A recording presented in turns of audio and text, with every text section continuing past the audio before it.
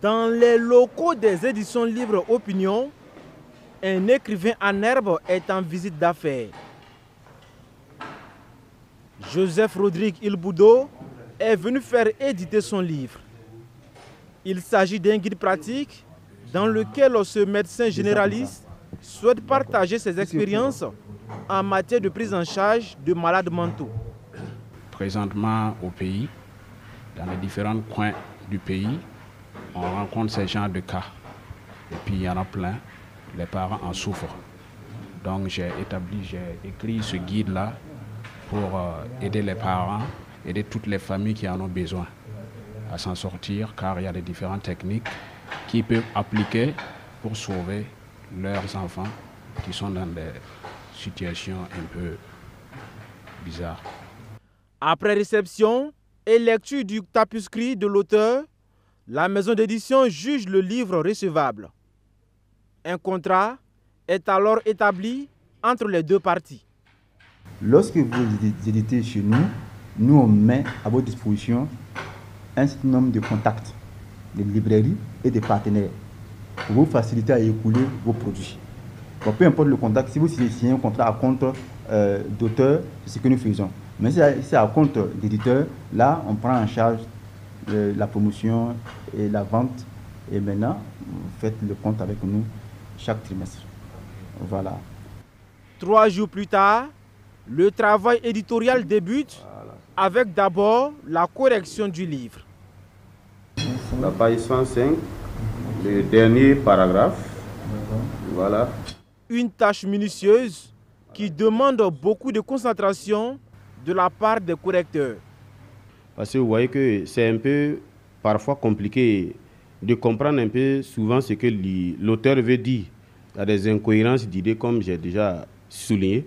Voilà, donc il faut comprendre tout ça.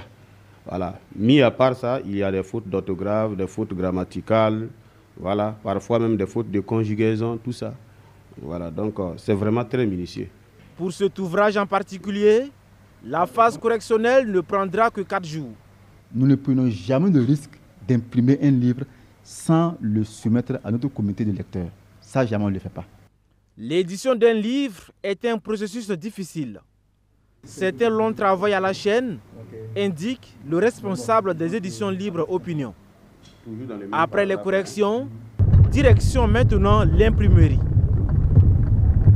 Ici, c'est l'infographe qui s'occupe à la fois de la mise en page de l'œuvre et de la conception de sa page de couverture. Elle doit être attractive, mais également comporter des informations importantes pour la reconnaissance de l'ouvrage à l'échelle internationale. Même quand le document voyage, n'importe qui va prendre le document au bout de la terre sait qu'il y a un travail qui a été fait sur le document. Parce que si, les écrivains, quand ils écrivent, ils peuvent faire un manuscrit et puis voilà. Les saisies aussi, ils vont saisir d'une certaine manière. Mais quand ça vient vers chez nous, les conceptionnistes, nous on essaie de mettre le document en forme en fait. Voilà, pour que ça répond aux normes internationales. À l'issue de la mise en forme du document sur l'ordinateur, l'impression peut enfin commencer. Pour s'assurer que tout soit parfait, le technicien nettoie et programme l'imprimante. Sur cette grosse machine d'une capacité de production de 200 livres par heure, chaque élément doit être à sa place. Que ce soit les papiers rames ou l'encre. Quelques tours de machine et les premières couvertures du livre sortent. Puis, elles sont transférées dans la machine à pelliculer pour la plastification. Pour que ça soit vraiment brillant, on passe par cette machine-là. Voilà, ça chauffe et le pelliculage et le pellicule colle dessus. En ce moment, vous allez voir que la couverture est brillante. L'étape suivante est la fusion de la page de couverture au paratex.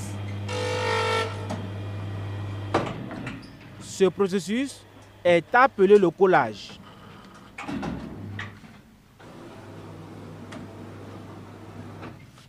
Le livre est presque prêt. La dernière étape de l'édition est le rognage. Il consiste à ajuster les parties de l'ouvrage qui se chevauchent.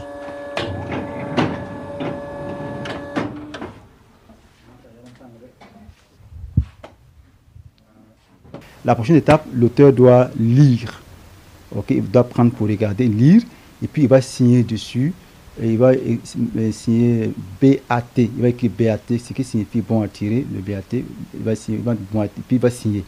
Ce qui veut dire que après tout ce travail, nous et lui, il n'y a pas d'erreur qu'on a eu à faire antérieurement. Donc on peut lancer en grande masse. S'il veut 1000 livres, on lance 1000 livres. S'il veut 200, disons 2000, 3000, on lance 2000, 3000 livres pour lui. Voilà, c'est tout. Guide pratique pour l'accompagnement des personnes en situation de handicap mental est enfin prêt. Reste à l'auteur de déclarer son œuvre au BBDA avant l'exposition dans les rayons des librairies.